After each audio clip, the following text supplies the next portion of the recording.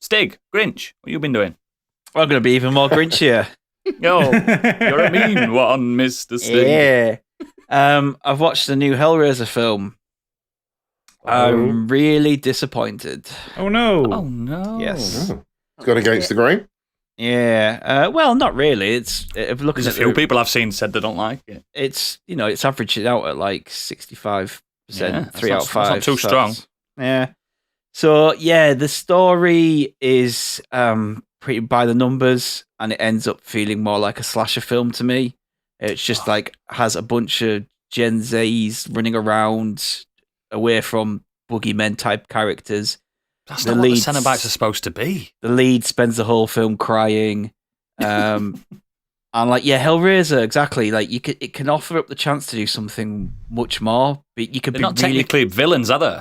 No, you could be really creative and interesting, but they took the most boring route with it and the least interesting. It's like, oh, here's a troubled, young, well-off mind, a young adult who's got addiction problems and all these other issues. And it's like, we've seen that 1,000 times. How many films have you seen in horror films, especially, where it's a bunch of young adults with drug issues or alcohol issues? Or it's dull, it's lazy, it's overused. Dull. And it's the setup for this film, and friends just get picked off one by one by the Cenobites.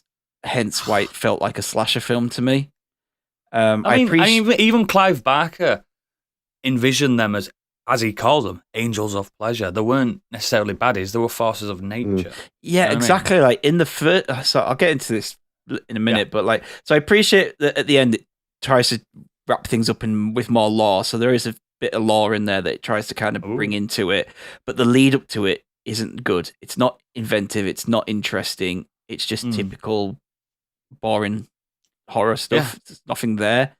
It doesn't trust itself, and in turn, I think that means it doesn't trust a modern audience to have an outright sleazy, deprivative, truly horrific edge to it, like the first ones do. And I think they were more bothered about how the Cenobites looked than anything else. It's like, do the Cenobites look cool? Yeah. Okay, have we got a story? Not really. It's all like Hellraiser 9 then. Yeah. The Cenobites do look great, but the makeup and the special effects are fantastic. Apparently they look more like the books described them now. But they look too clean and plastic. Oh, no. They're really sheen, they've got a sheen on them, and they look like they all look the same. They're not nearly as dirty or as gnarly as the originals. All of them are quite badly lit. They look very similar. You can't really tell the difference between a lot of them. If Pinhead didn't have pins in her head, she would look just the same as one of the others. You wouldn't be able to tell which one was which at all. And I was really rooting for Jamie Clayton's Pinhead as well, because I thought originally from the pictures we saw, she looked great. And obviously there's a subsection of the internet who can't handle the fact that Pinhead was being played by a woman. Isn't she a woman in the books? No, exactly. she's sexless. Non-gendered, non-binary. Yeah, right. Exactly. So it doesn't matter. It's a woman or a man. They have the voice of a woman and a man at the same time. Yeah. Right, okay.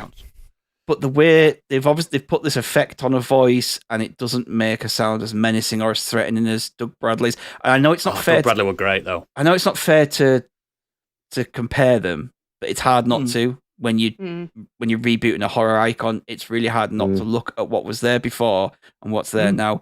And she doesn't have that central commanding performance that's memorable like him.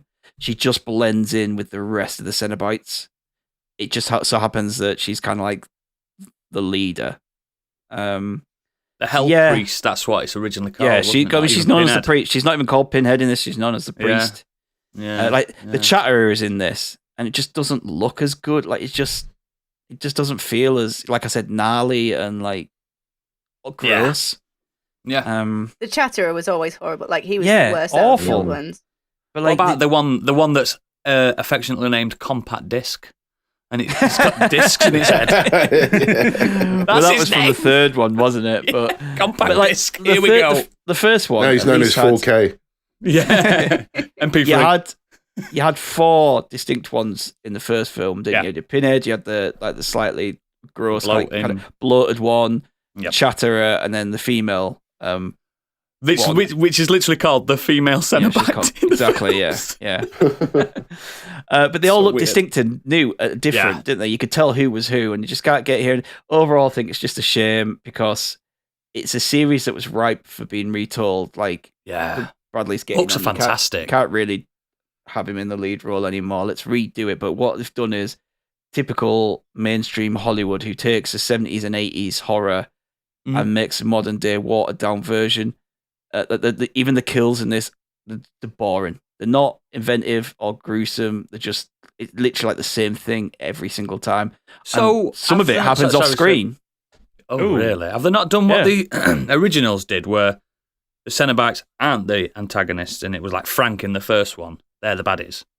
There is a bit of a turn up to balance good and evil. No, there's a bit of a story going on with something. There's a setup at the beginning about this rich guy who has hold of the box, and he's trying to contact them, and that kind of comes into play and everything. But that's why I feel like it just comes across as a slasher, because throughout they're not kids, they're like, mid-20s, like early 20s, mid-20s. They keep fucking up, and it ends up drawing the Cenobites to them and getting picked off one by one. And that's how I ended up feeling like a slasher film to me. It doesn't dare go into like Frank and is it Helen? Helen, yep. Yeah, Frank and Helen. Like in the first one, they're disgusted but also turned on by what's going on. They're sadomasochists anyway. Exactly. Yeah, like she's disgusted by it, but also turned on by it. It doesn't dare do that. She's always grabbing her chest like, "Oh, this is horrible." But I'm just into a bunch of kids running away, screaming from the boogeyman. So do not have like the nuance too? Like, I keep going back to the books, but I read the books more than I've watched the films. I've only watched the films once and read the books a few times. Where the nuance with the Cenobites is you can bargain with them. They are completely. They chat to you. If you want to talk to them, you can. Yes, that does happen. Oh, that's cool then. I'm into that. But it's a shame because the other characters are such fucking idiots. Yeah, they run away and fuck up and then just get killed. It's like So that's a shame. Yeah, never mind.